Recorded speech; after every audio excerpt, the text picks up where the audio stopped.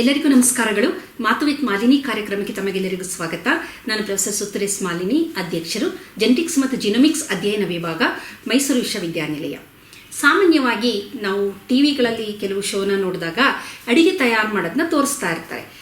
ಅಡಿಗೆ ತಯಾರು ಮಾಡಬೇಕಾದ್ರೆ ಚೆನ್ನಾಗಿ ಅವರು ಏನು ಮಾಡ್ತಾರೆ, ಒಂದು ಮಣ್ಣಿನ ಪಾತ್ರೆಗಳನ್ನು ಬಳಸ್ತಾರೆ, ಅದರಲ್ಲಿ ಅಡುಗೆ ಮಾಡೋದು. ಅದೇ ಥರ ಹಿತ್ತಾಳೆ ಪಾತ್ರೆ ಪಳಪಳ ಅಂತ ಹೊಳಿತಾ ಇರುತ್ತೆ, ಕಂಚಿನ ಪಾತ್ರೆಗಳು. ಇದರಿಂದ ಒಂದು ಒಲೆಯಲ್ಲಿ ಅದನ್ನೆಲ್ಲ ಇಟ್ಟು ಬಹಳ ಚೆನ್ನಾಗಿ ಅದನ್ನು ಅಡುಗೆ ಮಾಡ್ತಾರೆ. ನೋಡೋಕ್ಕೆ ತುಂಬ ಚೆನ್ನಾಗಿರುತ್ತೆ. ಆಮೇಲೆ ಟೇಸ್ಟ್ ಸಹ ಅವ್ರು ಹೇಳ್ತಾರಲ್ಲ, ತುಂಬ ಚೆನ್ನಾಗಿದೆ, ಸ್ವಾದಿಷ್ಟವಾಗಿದೆ ಅಂತ. ಹಾಗಾಗಿ ಅದನ್ನ ನೋಡ್ತಾ ಇದ್ದಾಗ ಖುಷಿಯಾಗುತ್ತೆ. ಮೊದಲೆಲ್ಲ ನಿಮಗೆ ಗೊತ್ತಿರ್ಬೋದು, ನಮ್ಮ ಅಜ್ಜಿ ಅವರೆಲ್ಲ ಅಡುಗೆ ಮಾಡಬೇಕಾದ್ರೆ ಕೆಲವೊಂದು ಆಹಾರ ಪದಾರ್ಥಗಳನ್ನು ಮಣ್ಣಿನ ಪಾತ್ರೆಗಳಲ್ಲೇ ಮಾಡ್ತಾಯಿದ್ರು. ಮಣ್ಣಿನ ಪಾತ್ರೆಯಲ್ಲಿ ಒಲೆಯಲ್ಲಿ ಅದನ್ನ ಮಾಡಿದಾಗ ಮತ್ತು ನಾವು ಮಸಾಲೆನ ಅವರು ರುಬ್ತಾ ಇದ್ರು ಕೈಯಲ್ಲಿ, ಗ್ರೈಂಡರ್ ಯೂಸ್ ಮಾಡ್ತಿರ್ಲಿಲ್ಲ, ಕೈಯಲ್ಲಿ ರುಬ್ಬಿ ಮಾಡಿದಂತಹ ಅಜ್ಜಿ ಮಾಡಿದಂಥ ಒಂದು ಏನು ಪದಾರ್ಥಗಳಿರುತ್ತೆ, ತಿನಿಸುಗಳು, ಅದು ಇಂದು ಸಹ ನಮಗೆ ಬಾಯಲ್ಲಿ ನೀರು ಬರೋ ಥರ ಇರುತ್ತೆ. ಅಂದರೆ ಆವಾಗ ಏನು ಒಂದು ಆಹಾರ ತಯಾರಿಕೆ ಮಾಡ್ತಾಯಿದ್ರು, ಅದಕ್ಕೆ ಅದರದೇ ಆದ ಒಂದು ರುಚಿ ಇರ್ತಿತ್ತು, ಅದರದೇ ಆದ ಒಂದು ವೈಶಿಷ್ಟ್ಯತೆ ಇರ್ತಾಯಿತ್ತು. ಆದರೆ ಇನ್ನೇನಾಗಿದೆ, ನಾವು ಹೆಚ್ಚಾಗಿ ಎಲ್ಲರೂ ಬಳಸೋದು ಸ್ಟೇನ್ಲೆಸ್ ಸ್ಟೀಲ್ ಪಾತ್ರೆಗಳನ್ನು ಬಳಸ್ತೀವಿ, ಮತ್ತು ಟೆಫ್ಲಾನ್ ಕೋಟೆಡ್ ಪಾತ್ರೆಗಳನ್ನು ಬಳಸ್ತೀವಿ. ಕೆಲವೊಬ್ಬರು ಅದರಲ್ಲೂ ಸೆರಾಮಿಕ್ಕನ್ನು ಬಳಸ್ಬೋದು, ಬಹಳ ಕಮ್ಮಿ. ಹಾಗಾಗಿ ಈ ಪಾತ್ರೆಗಳೀಗ ನಾವು ಬಳಸುವ ಬರೀ ಆಹಾರ ಮಾತ್ರ ಅಲ್ಲ, ಈಗ ಇತ್ತೀಚಿನ ದಿನದಲ್ಲಿ ನಿಮಗೆಲ್ಲ ಗೊತ್ತಿದೆ, ಮನುಕುಲವನ್ನು ಮೇನ್ ಕಾಡ್ತಿರೋದು ಬಹಳಷ್ಟು ಕಾಯಿಲೆಗಳು. ಅದು ಹೃದಯಕ್ಕೆ ಸಂಬಂಧಿಸಿದಂಥ ಕಾಯಿಲೆ ಆಗಿರ್ಬೋದು, ಕಿಡ್ನಿ ಪ್ರಾಬ್ಲಮ್ ಆಗಿರ್ಬೋದು, ಲಿವರ್ ಡ್ಯಾಮೇಜ್ ಆಗಿರ್ಬೋದು, ಅದೇ ರೀತಿ ಕ್ಯಾನ್ಸರ್ಗಳು, ಮಧುಮೇಹ, ಥೈರಾಯ್ಡ್ ಪ್ರಾಬ್ಲಮ್, ಈ ರೀತಿ ಹಲವಾರು ತೊಂದರೆಗಳು, ನಮಗೆ ಗೊತ್ತೇ ಇಲ್ಲದ ತೊಂದರೆಗಳು ಇತ್ತೀಚೆಗೆ ಎಲ್ಲರೂ ಅನುಭವಿಸ್ತಾ ಇದ್ದಾರೆ. ಮತ್ತು ಮಕ್ಕಳಲ್ಲಿ ಒಂದು attention deficit problem, neuronal problem, Alzheimer, Parkinson's, ಈ ಥರ ಬಹಳಷ್ಟು ಕಾಯಿಲೆಗಳು ಸಾಮಾನ್ಯ ಅಂತ ಅನ್ನಿಸ್ತಾ ಇದೆ. ಇದಕ್ಕೆ ಕಾರಣ ನಾವು ಹುಡುಕೊಳ್ತಾ ಹೋದರೆ ಕೆಲವೊಂದು ಜೆನೆಟಿಕ್ ರಿಲೇಟೆಡ್ ಅಂತಂದರೆ ಅದು ವಂಶ ಪಾರಂಪರ್ಯವಾಗಿ ಬರೋಂಥದ್ದು, ಮತ್ತು ಕೆಲವು ನಮ್ಮ ಒಂದು ಪರಿಸರದಿಂದ ಬರೋಂಥದ್ದು, ಅಂದರೆ ನಮ್ಮ ಜೀವನ ಶೈಲಿ, ನಮ್ಮ ಆಹಾರ ಪದ್ಧತಿ, ಮತ್ತು ಹವ್ಯಾಸಗಳು. ಈ ಮೂರು ಕಾಂಪೊನೆಂಟ್ ಸೇರಿದಾಗ ಅವು ಎಲ್ಲೋ ಒಂದು ಕಡೆ ನಮ್ಮ ಆರೋಗ್ಯವನ್ನು ಹಾಳು ಮಾಡ್ತಾ ಇದೆ. ಹಾಗಾದರೆ ಈ ಒಂದು ಆಹಾರ ಅಂತ ಬಂದ ತಕ್ಷಣ ನಾವು ಸೇವಿಸುವ ಆಹಾರ ಮಾತ್ರ ಅಲ್ಲ, ನಾವು ಆಹಾರವನ್ನು ಯಾವ ರೀತಿ ತಯಾರಿಸ್ತೀವಿ ಅನ್ನೋದು ಬಹಳ ಮುಖ್ಯ ಅಂತ ಅನಿಸುತ್ತೆ. ಕಾರಣ ಏನಂತಂದರೆ, ಹಿಂದಿನ ಕಾಲದಲ್ಲಿ ನಾನು ಹೇಳಿದೆ, ಮಣ್ಣಿನ ಪಾತ್ರೆ, ಕಂಚು, ಹಿತ್ತಾಳೆ, ತಾಮ್ರ ಇಂಥದ್ದನ್ನು ಬಳಕೆ ಮಾಡ್ತಾಯಿದ್ರು. ಈಗಲೂ ಸಹ ಹೇಳ್ತಾರೆ, ನೀರನ್ನ ಕುಡಿಬೇಕಾದ್ರೆ ರಾತ್ರಿ ಒಂದು ತಾಮ್ರದ ಒಂದು ಬಿಂದಿಗೆ ಅಥವಾ ತಂಬಿಕೆಯಲ್ಲಿ ನೀರು ಇಟ್ಕೊಂಡು ಅದನ್ನ ಕುಡೀರಿ, ತುಂಬ ರಕ್ತ ಶುದ್ಧಿ ಆಗುತ್ತೆ, ಬಹಳಷ್ಟು ತೊಂದರೆಗಳು, ರಕ್ತಕ್ಕೆ ಸಂಬಂಧಿಸಿದಂಥ ತೊಂದರೆಗಳೆಲ್ಲ ಕಮ್ಮಿ ಆಗುತ್ತೆ ಅಂತ ಹೇಳ್ತಾರೆ. ಅದು ನಿಜನೇ. ಮಣ್ಣಿನ ಒಂದು ಮಡಕೆಯಲ್ಲಿ ನೀರಿಟ್ಟು ಕುಡೀರಿ, ತುಂಬ ಒಳ್ಳೆಯದು ಅಂತೆಲ್ಲ ಹೇಳ್ತಾರೆ, ನಮ್ಮ ಆರೋಗ್ಯ ವೃದ್ಧಿಸುತ್ತೆ ಅಂತ. ಹಾಗಾದರೆ ಈ ಮಣ್ಣಿನ ಪಾತ್ರೆ, ಕಂಚು, ಹಿತ್ತಾಳೆ, ತಾಮ್ರ, ಅಥವಾ ನಾವು ಇತ್ತೀಚೆಗೆ ಬಳಸ್ತೀವಲ್ಲ ಟೆಫ್ಲಾನ್ ಕೋಟೆಡ್ ಒಂದು ಸ್ಟೇನ್ಲೆಸ್ ಸ್ಟೀಲ್ಗಳಾಗಿರ್ಬೋದು, ಸೆರಾಮಿಕ್ ಆಗಿರ್ಬೋದು, ಈ ಕಬ್ಬಿಣದ ಪಾತ್ರೆ, ಇವುಗಳಲ್ಲಿ ಯಾವುದು ಬೆಸ್ಟ್ ಅಂತ ನಾವು ನೋಡೋದಾದರೆ, ಯಾವುದು ದಿ ಬೆಸ್ಟ್, ಯಾವುದನ್ನು ನಾವು ಬಳಸಬೇಕು ಅಂತ ನೋಡೋದಾದರೆ, ಮೊದಲನೇದಾಗಿ ದಿ ಬೆಸ್ಟ್ ಅನ್ನೋದು ಎಲ್ಲದಕ್ಕಿಂತ ಮಣ್ಣಿನ ಪಾತ್ರೆ. ಇದು ಯಾವುದೇ ರೀತಿಯ, ನಾವು ಯಾವುದೇ ಆಹಾರ ಪದಾರ್ಥನ ತಯಾರು ಮಾಡಿದ್ರೂ ಯಾವುದೇ ರೀತಿಯ ಕೆಮಿಕಲ್ ರಿಯಾಕ್ಷನು ಉಂಟಾಗೋದಿಲ್ಲ. ಹಾಗಾಗಿ ಸೇಫೆಸ್ಟ್ ಅನ್ನೋದು ಮಣ್ಣಿನ ಪಾತ್ರೆ. ಇದರ ಜೊತೆಗೆ ಈ ಒಂದು ಆಹಾರದಲ್ಲಿರುವ ಏನು ಅಂಶಗಳಿದೆ ಅದು ಮಣ್ಣಿನ ಪಾತ್ರೆಯಲ್ಲಿ ಆಹಾರ ತಯಾರು ಮಾಡಿದಾಗ ಹಾಳಾಗೋದಿಲ್ಲ. ಅದು ವೈಟಮಿನ್ ಆಗಿರ್ಬೋದು, ಟ್ರೇಸ್ ಎಲಿಮೆಂಟ್ ಆಗಿರ್ಬೋದು, ಪೌಷ್ಟಿಕಾಂಶ ಅಂತ ನಾವೇನು ಹೇಳ್ತೀವಿ, ಅದು ಕಂಪ್ಲೀಟಾಗಿ 97% ಹಾಗೆ ಉಳ್ಕೊಳ್ಳೋದು ಮಣ್ಣಿನ ಪಾತ್ರೆಯಲ್ಲಿ.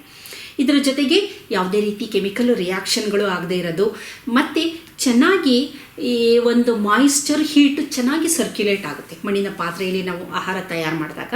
ಹಾಗಾಗಿ ಎಲ್ಲ ಪಾತ್ರೆಗಳಿಗೂ ಹೋಲಿಸಿದ್ರೆ ದಿ ಬೆಸ್ಟ್ ವೆಸಲ್ಸ್ಗಳು ಅಂತಂದರೆ ಇದು ಮಣ್ಣಿನ ಪಾತ್ರೆ. ಆದರೆ ಮುಖ್ಯವಾದ ತೊಂದರೆ ಏನು ಮಣ್ಣಿನ ಪಾತ್ರೆ ಅಂದರೆ, ಇದು ನಾವು ಆಹಾರ ತಯಾರಿಕೆಗೆ ಸಮಯ ಏನು ತಗೊಳುತ್ತೆ, ಸ್ಟೀಲ್ ಅಂತ ನಾವು ಸ್ಟೇನ್ಲೆಸ್ ಸ್ಟೀಲಲ್ಲಿ ಮಾಡಿದಾಗ ಅದ್ರ ಡಬಲ್ ಆಫ್ ದ ಟೈಮ್ ಇದರಲ್ಲಿ ಆಗುತ್ತೆ. ಅಂದರೆ ಅದು ಬಿಸಿಯಾಗಿ ಆಹಾರ ಎಲ್ಲ ಆಗೋಷ್ಟರಲ್ಲಿ ಇದು ತುಂಬ ಸಮಯ ತಗೊಳುತ್ತೆ, ಮತ್ತು ಹ್ಯಾಂಡ್ಲಿಂಗು ತುಂಬ ಕಷ್ಟ. ಮಣ್ಣಿನ ಪಾತ್ರೆಯಲ್ಲಿ ಮಾಡಬೇಕು ಅಂತಂದರೆ ಒಂದು ತಾಳ್ಮೆ ಇರಬೇಕು, ಮತ್ತು ನಮಗೆ ಅದು ಒಂಥರ ಅದು ಕಲೆ ಅದು. ಏಕೆಂತಂದರೆ ಜಾಸ್ತಿ ನಾವೇನಾದರೂ ಮಣ್ಣಿನ ಪಾತ್ರೆಯಲ್ಲಿ ಅದನ್ನು ಬಳಸಿದಾಗ ಅದನ್ನು ಒಡೆದೋಗ್ಬೋದು, ಅಥವಾ ಅದು ತಳ ಹಾಗೆ ಹಿಡಿಬೋದು. ಹಾಗಾಗಿ ಅದರ ಬಳಕೆಯಲ್ಲಿ ನಾವು ಪರಿಣಿತಿ ಪಡೆದಾಗ ಮಾತ್ರ ಮಣ್ಣಿನ ಪಾತ್ರೆಗಳನ್ನು ಬಳಸಬಹುದು. ನಂತರ ಕಂಚು ಅಂತ ನಾವೇನಂತೀವಿ. ಮೊದಲೆಲ್ಲ ಕಂಚಿನ ಪಾತ್ರೆಗಳು ಸಹ ಬಹಳಷ್ಟು ಆಹಾರವನ್ನು ತಯಾರು ಮಾಡ್ತಾಯಿದ್ರು. ಕಂಚು ಮತ್ತು ಹಿತ್ತಾಳೆ, ಇದರಲ್ಲೂ ಸಹ ತಾಮ್ರ, ಇದರಲ್ಲೂ ಬಹಳ ತಯಾರಿಕೆ ಮಾಡ್ತಾಯಿದ್ರು. ಈ ಹಿತ್ತಾಳೆ ಮತ್ತು ಈ ಕಂಚು ಇವುಗಳನ್ನು ಆಹಾರ ತಯಾರು ಮಾಡ್ಬೋದು. ಇದರಲ್ಲೂ ಸಹ ನಂತರ ಮಣ್ಣಿನ ನಂತರ ಇದನ್ನು ನಾವು ಬಳಸ್ಬೋದು. ಇದರಲ್ಲಿ ಒಂದು 60-70% ಪೌಷ್ಟಿಕಾಂಶ ಹಾಗೆ ಉಳ್ಕೊಳ್ಳುತ್ತೆ ಮತ್ತು ಯಾವುದೇ ರೀತಿಯ ರಾಸಾಯನಿಕ ಕ್ರಿಯೆ ಆಗಲ್ಲ. ಆದರೆ ಹಿತ್ತಾಳೆ ಪದಾರ್ಥನ ನಾವು ಬಳಸಬೇಕಾದ್ರೆ ಇದರಲ್ಲಿ ಆ್ಯಸಿಡ್, ತುಂಬ ಆ್ಯಸಿಡ್ ರಿಲೇಟೆಡ್ ನಾವು ಆಹಾರವನ್ನು ತಯಾರು ಮಾಡೋಕ್ಕಾಗಲ್ಲ. ನಿಂಬೆ ಹಣ್ಣಾಗ್ಬೋದು ಅಥವಾ ಇದು ಹುಣಸೆ ಹಣ್ಣು, ಇಂಥದನ್ನ ಬಳಸಿದಾಗ ಇದರಲ್ಲೂ ಸಹ ರಿಯಾಕ್ಷನ್ ಆಗಿ ಅದು ಟಾಕ್ಸಿನ್ ಆಗಿ ಪ್ರಾಣ ಹೋಗೋವಂಥ ಸಾಧ್ಯತೆಯೂ ಇರುತ್ತೆ. ಹಾಗಾಗಿ ಇದರಲ್ಲಿ ಬಳಸಬೇಕಾದ್ರೆ ನಾವು ಯಾವ ರೀತಿ ಬಳಸಬೇಕು ಅನ್ನೋದು ಒಂದು ಮೆಥಡಾಲಜಿ ಗೊತ್ತಿರಬೇಕು. ಮತ್ತು ಕಲಾಯಿ ಅಂತ ಮಾಡ್ತಾರೆ. ಅಂದರೆ ಬೇರೆ ಒಂದು ಅಲಾಯಿನ ಸೇರಿಸಿ ಅದರ ಒಳಭಾಗವನ್ನು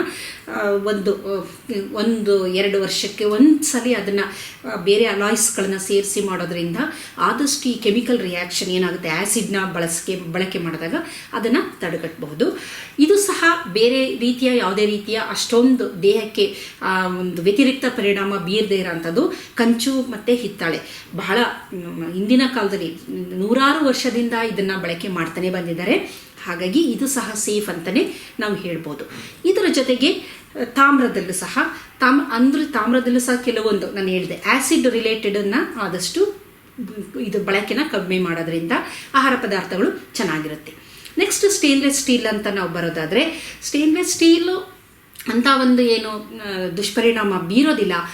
ಆದರೆ ಅದಕ್ಕೇನಾದರೂ ನಿಕ್ಕಲ್ ಅಥವಾ ಕ್ಯಾಡ್ಮಿಯಂ ಕೋಟೆಡ್ ಆಗಿದ್ರೆ ಒಳಗಡೆ, ಅದರಿಂದ ಖಂಡಿತವಾಗ್ಲೂ ಆಹಾರನ ನಾವು ಬೇಯಿಸಿದಾಗ ಆ ನಿಕ್ಕಲ್ ಆಗಿರ್ಬೋದು, ಕ್ಯಾಡ್ಮಿಯಂ ಆಗಿರ್ಬೋದು, ಇವು ನಮ್ಮ ದೇಹವನ್ನು ಸೇರಿ ಹಲವಾರು ರೀತಿಯ ತೊಂದರೆಗಳನ್ನು ಉಂಟು ಮಾಡುವ ಸಾಧ್ಯತೆ ಅಧಿಕವಾಗಿರುತ್ತೆ. ಹಾಗಾಗಿ ಸ್ಟೇನ್ಲೆಸ್ ಸ್ಟೀಲ್ ಅಂದಾಗ ಯಾವುದೇ ರೀತಿ ಕೋಟಿಂಗ್ ಇಲ್ಲದೆ ಇರೋಂಥದ್ದನ್ನ ನಾವು ಬಳಕೆ ಮಾಡಿದ್ರೆ ಉತ್ತಮ. ಇನ್ನು ಕಬ್ಬಿಣ ಸಹ ಬಹಳ, ಅದರಿಂದ ಯಾವುದೇ ರೀತಿಯ ರಿಯಾಕ್ಷನ್ ಆಗೋದಿಲ್ಲ. ಅದರ ಕಬ್ಬಿಣದ ಒಂದು ಪಾತ್ರೆಗಳ ಬಳಕೆ ನಿಜವಾಗ್ಲೂ ತುಂಬ ಒಳ್ಳೆಯದು. ಕಬ್ಬಿಣಾಂಶನೂ ಸೇರುತ್ತೆ ಮತ್ತು ಅದರಿಂದ ಯಾವುದೇ ರೀತಿ ಕೆಮಿಕಲ್ ರಿಯಾಕ್ಷನ್ಗಳು ಸಹ ಆಗೋದಿಲ್ಲ. ನಿಮಗೆಲ್ಲ ಗೊತ್ತಿರ್ಬೋದು, ಹಿಂದಿನ ಕಾಲದಲ್ಲಿ ದೋಸೆ, ಚಪಾತಿ, ರೊಟ್ಟಿ ಇದೆಲ್ಲ ಮಾಡಬೇಕಾದ್ರೆ ಕಬ್ಬಿಣದ ಹಂಚನ್ನೇ ಬಳಸ್ತಾ ಇದ್ರು. ಆದರೆ ಒಂದು ತೊಂದರೆ ಏನಂದರೆ, ಕಬ್ಬಿಣವನ್ನು ನಾವು ಅದರಲ್ಲಿ ದೋಸೆ ಮಾಡಿದಾಗ ಅದು ಅಷ್ಟು ಚೆನ್ನಾಗಿ ಬರೋದಿಲ್ಲ ಅದು. ಹಾಗಾಗಿ ಏನಾಗಿದೆ, ಇತ್ತೀಚಿನ ದಿನದಲ್ಲಿ ನಾನ್ ಸ್ಟಿಕ್ ತವನ ಎಲ್ಲರೂ ಯಾಕೆ ಬಳಸೋದು ಅಂದರೆ, ನಾವು ದೋಸೆ ಅಥವಾ ಏನೋ ಚಪಾತಿ, ರೊಟ್ಟಿ ಎಲ್ಲ ಮಾಡಿದಾಗ ಅದು ಅಂಟ್ಕೊಳ್ಳೋದಿಲ್ಲ, ತುಂಬ ಚೆನ್ನಾಗಿ ಬರುತ್ತೆ. ಮಸಾಲೆ ದೋಸೆ ಅಂತದೆಲ್ಲ ಮನೇಲೇ ತುಂಬ ಚೆನ್ನಾಗಿ ಮಾಡಬಹುದು ಅನ್ನೋ ಒಂದು ಕಾರಣದಿಂದ ನಾನ್ ಸ್ಟಿಕ್ ತವನ ಬಳಸ್ತಾರೆ. ಹಿಂದೆಲ್ಲ ಕಬ್ಬಿಣದ ಒಂದು ಹಂಚಿನ ಮೇಲೆ ಇದನ್ನು ತಯಾರು ಮಾಡ್ತಾಯಿದ್ರು. ಯಾವುದೇ ರೀತಿಯ ಕೆಮಿಕಲ್ ರಿಯಾಕ್ಷನ್ ಆಗ್ತಿರ್ಲಿಲ್ಲ. ದೇಹಕ್ಕೂ ಸಹ ಇದು ಬಹಳ ಒಂದು ಒಳ್ಳೆಯ ಒಂದು ಪರಿಣಾಮವನ್ನು ಬೀರ್ತಾ ಇತ್ತು. ಆದರೆ ಕಬ್ಬಿಣ ರಸ್ಟ್ ಅಥವಾ ತುಕ್ಕಿಡ್ದಿರಬಾರ್ದು. ಅದು ಏನಾದ್ರು ತುಕ್ಕಿಡಿದಾಗ ಅದನ್ನು ಚೆನ್ನಾಗಿ ತೊಳೆದು ನಂತರ ಅದನ್ನು ನಾವು ಬಳಸ್ಬೋದು. ಇತ್ತೀಚಿನ ದಿನದಲ್ಲಿ ಹೆಚ್ಚಾಗಿ ಎಲ್ಲ ಬಳಸ್ತಿರೋದು ನಾನ್ ಸ್ಟಿಕ್ ತವ. ಹಾಗಾಗಿ ನಾನ್ ಸ್ಟಿಕ್ ಪಾತ್ರೆಗಳು ಇದು ನಿಜವಾಗ್ಲೂ ಸೇಫಾ ಅಂತ ನೋಡೋದಾದರೆ ಖಂಡಿತ ಇದು ಸೇಫ್ ಅಲ್ಲ. ಕಾರಣ ಏನಂತಂದರೆ, ಟೆಫ್ಲಾನ್ ಅನ್ನುವಂಥದ್ದು ಒಂದು ಕೆಮಿಕಲ್ ಆಗಿರೋದ್ರಿಂದ, ಆ ಟೆಫ್ಲಾನ್ ಕೋಟೆಡನ್ನು ನಾವು ಬಳಸೋದ್ರಿಂದ ಎಲ್ಲೋ ಒಂದು ಕಡೆ ಈ ಟೆಫ್ಲಾನ್ ಕೋಟೆಡ್ ಇರೋದು ಮರ್ಕ್ಯುರಿ ಇರುತ್ತೆ, ಇದರಲ್ಲಿ ಕ್ಯಾಡ್ಮಿಯಂ ಇರುತ್ತೆ. ಅದು ನಮ್ಮ ದೇಹದಲ್ಲಿ ಹೋದಾಗ ನಿಮಗೆ ಗೊತ್ತಿದೆ ಮರ್ಕ್ಯುರಿ ಯಾವ ರೀತಿಯ ಒಂದು ವ್ಯತಿರಿಕ್ತ ಪರಿಣಾಮವನ್ನು ನಮ್ಮ ಆರೋಗ್ಯದ ಮೇಲೆ ಮಾಡುತ್ತೆ ಅಂತ. ಹಾಗಾಗಿ ಇದೇನಾಗುತ್ತೆ ಅಂದರೆ, ನಾವು ಇದರಲ್ಲಿ ಆಹಾರ ಬೇಯಿಸಿದಾಗ ಅದು ಎಲ್ಲೋ ಒಂದು ಕಡೆ ಅದರ ಒಂದು ಕೆಲವು ಅಂಶಗಳು ನಮ್ಮ ದೇಹಕ್ಕೆ ಹೋಗೋದ್ರಿಂದ ನಮ್ಮ ಕಿಡ್ನಿ ಮೇಲೆ, ಲಿವರ್ ಮೇಲೆ, ರೆಸ್ಪಿರೇಷನ್ನು, ಇಮ್ಯುನಿಟಿ ಮತ್ತು ಬ್ರೈನ್ ಸೆಲ್ಸ್ಗಳ ಡ್ಯಾಮೇಜ್ ಮಾಡೋ ಅಂಥದ್ದು, ಈ ಥರ ಓವರಾಲ್ ನಮ್ಮ ಮಲ್ಟಿ ಆರ್ಗನ್ಸ್ ಅಂತ ನಾವೇನು ಹೇಳ್ತೀವಿ ಇದರ ಮೇಲೆ ವ್ಯತಿರಿಕ್ತ ಪರಿಣಾಮ ಬೀರುವಂಥದ್ದು ಈ ಟೆಫ್ಲಾನ್ಗಳು. ಹಾಗಾಗಿ ಟೆಫ್ಲಾನ್ ಕೋಟೆಡ್ ನಾವು ವೆಸಲ್ನ ಬಳಕೆ ಮಾಡೋದೇ ಆಗಲಿ ಅಥವಾ ದೋಸೆ ಮಾಡುವ ಹಂಚನ್ನು ಬಳಕೆ ಮಾಡೋದೇ ಆಗಲಿ ಮಾಡಿದಾಗ ಅದು ಖಂಡಿತವಾಗಿ ನಮ್ಮ ದೇಹದ ಒಳಗೆ ಹೋಗಿ ಹಲವಾರು ರೀತಿಯ ತೊಂದರೆಗಳನ್ನು ಉಂಟು ಮಾಡುವ ಸಾಧ್ಯತೆ ಅಧಿಕ. ಹಾಗಾಗಿ ನಾವೆಲ್ಲ ಅನ್ಕೋಬೋದು, ನಾವು ಎಷ್ಟು ಒಳ್ಳೆಯ ಆಹಾರನ ಸೇವನೆ ಮಾಡ್ತೀವಿ ಅಂದರೂ ಸಹ ಏನಕ್ಕೆ ನಮಗೆ ಆರೋಗ್ಯದಲ್ಲಿ ಏರುಪೇರಾಗುತ್ತೆ ಅಂದರೆ, ಬರೀ ಆಹಾರ ಅಲ್ಲ, ಆಹಾರವನ್ನು ತಯಾರಿಸುವ ವಿಧಾನ, ಆಹಾರ ತಯಾರಿಸಲು ನಾವು ಬಳಸುವ ಪಾತ್ರೆಗಳು ಸಹ ಬಹಳ ಮುಖ್ಯ ಅಂತ ಅನಿಸುತ್ತೆ. ಏಕೆ ಅಂತಂದರೆ, ಅಲ್ಲಿ ಯಾವುದೇ ರೀತಿಯ ಕೆಮಿಕಲ್ ರಿಯಾಕ್ಷನ್ ಆದಾಗ ಅದು ಖಂಡಿತವಾಗಿ ಆಹಾರದ ಒಳಗಡೆ ಸೇರೋದ್ರಿಂದ ಅದರಿಂದ ನಮಗೆ ಹಲವಾರು ರೀತಿಯ ತೊಂದರೆಗಳು ಉಂಟಾಗುತ್ತೆ. ಇದ್ರ ಜೊತೆ ಸೆರಾಮಿಕ್ ಅಂತ ನಾವು ಬಹಳಷ್ಟು ಬಳಸ್ತೀವಿ. ಸೆರಾಮಿಕ್ಕು ಸಹ ಸೇಫೇನೆ, ಆದರೆ ಅದಕ್ಕೆ ಕೋಟಿಂಗ್ ಆಗಿರ್ಬಾರ್ದು. ಯಾವುದೇ ರೀತಿಯ ಕೋಟಿಂಗ್ ಆದಾಗ ಒನ್ಸ್ ಅಗೇನು ಆ ರಾಸಾಯನಿಕಗಳು ಬಿಡುಗಡೆಯಾಗಿ ಅದು ದೇಹವನ್ನು ಸೇರುತ್ತೆ. ಇನ್ನು ಅಲ್ಯೂಮಿನಿಯಮ್ಮು ಥೈರೋಟಾಕ್ಸಿಕ್ ಅಂತ ಅಂತೀವಿ. ಏನಕ್ಕೆ ಅಂತಂದರೆ ಅಲ್ಯೂಮಿನಿಯಮ್ಮಲ್ಲಿ ಮಾಡಿದಾಗಲೂ ಸಹ ಅದರಲ್ಲಿರುವ ಕೆಲವೊಂದು ಟಾಕ್ಸಿಕ್ ಅಂಶಗಳು ದೇಹಕ್ಕೆ ಸೇರಿ ನಮಗೆ ಹಲವಾರು ರೀತಿಯ ಮೆದುಳಿಗೆ ಡ್ಯಾಮೇಜ್ ಮಾಡ್ಬೋದು, ಕಿಡ್ನಿನ ಡ್ಯಾಮೇಜ್ ಮಾಡ್ಬೋದು. ಹಾಗಾಗಿ ಈ ಎಲ್ಲ ನಾವು ಏನು ಒಂದು ಬಳಕೆ ಮಾಡ್ತಾ ಇದ್ದೀವಿ ಮೆಟಲ್ಗಳನ್ನ ಬಳಸ್ಕೊಂಡು ಆಹಾರ ತಯಾರಿಕೆ, ಅದು ಎಲ್ಲೋ ಒಂದು ಕಡೆ ನಮ್ಮ ಆರೋಗ್ಯದ ಮೇಲೆ ಒಂದು ವ್ಯತಿರಿಕ್ತ ಪರಿಣಾಮ ಬೀರ್ತಾ ಇದೆ.